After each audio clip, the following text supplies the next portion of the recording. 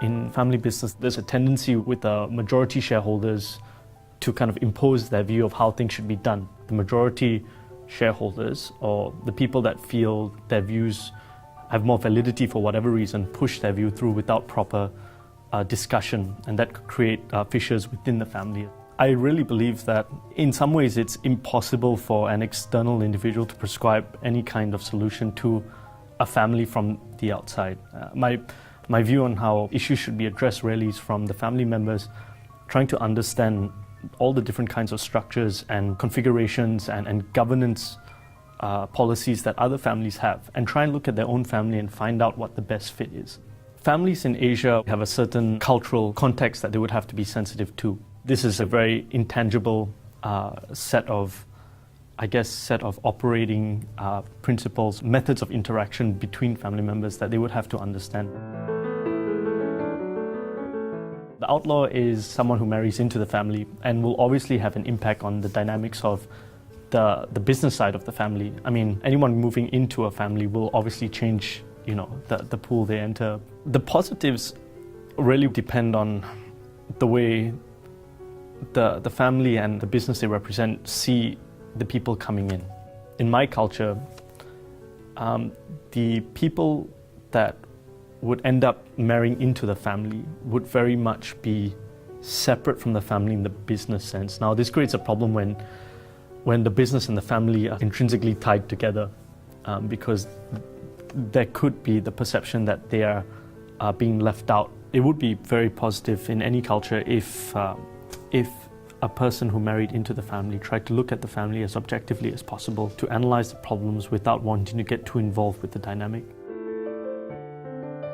I think some families have issues even without new people coming in. It further complicates the situation because they haven't really been able to find a structure that works for them. If they hold resentment, they have a lot of issues with other members of the family. With the kids getting married off, it brings even more complication without the core issues being resolved. That could deepen those divisions.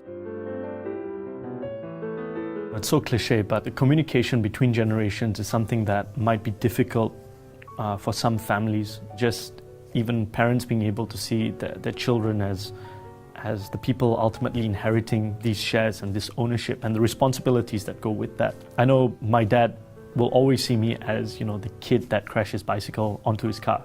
That will never change. So the question is now, how do you sort of acknowledge that these individuals will never be your equal, but you need to have discussions on that level to ensure, an understanding of the dynamic, not just of the business, but how the family would work together. In families, not talking to each other about their expectations and what they see for the future creates real issues between them. And these conversations only come out when they're talking to another party, which is a shame because they really should be talking to each other. In the family business that I'm a part of, we're 5 generations old and we've been around for quite a long time. So one of the things that I suppose was learned earlier on was that if issues are not discussed, then it could, really could lead to problems down the road. One of the primary risks would be that the ownership does not have a clear or a clear agreement, whether formal or informal, on the direction of the business and also on the leadership for the company going forward. And because of that, it could create a whole host of problems with the people involved in the business. If there is some communication and there is some discussion on creative solutions, and at least there's a small victory within the family, which allows to maybe move on to bigger challenges. People might find it difficult to approach a family problem, particularly between a next generation and a patriarch directly. So finding indirect routes may allow the same message to be conveyed in a way that might be taken more seriously. Although without that direct line of communication, there could be miscommunication possibly. Different generations will really have to make more accommodation for finding out ways to communicate with each other. And it has to be mutual and fairly equal in terms of effort. It's much simpler for siblings to get down and talk to each other because ultimately the age gap and the generational differences are much less. So it could be possible for a family to establish rules between siblings and then potentially as a group discuss with the previous generation how they want to interact.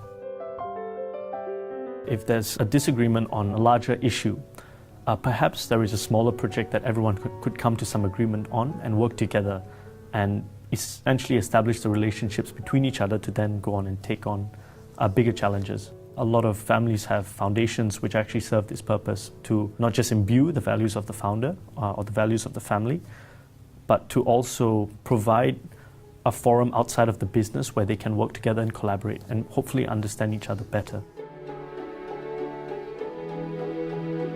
It comes down to, I guess, managing the family and managing the business, laying down some basic ground rules, making sure that the different parties understand how to engage with each other on a familiar level. Hopefully they then bring some of that civility into the business side when they do discuss issues of ownership, issues of future strategy of direction of succession. That could be the way to just start it all off.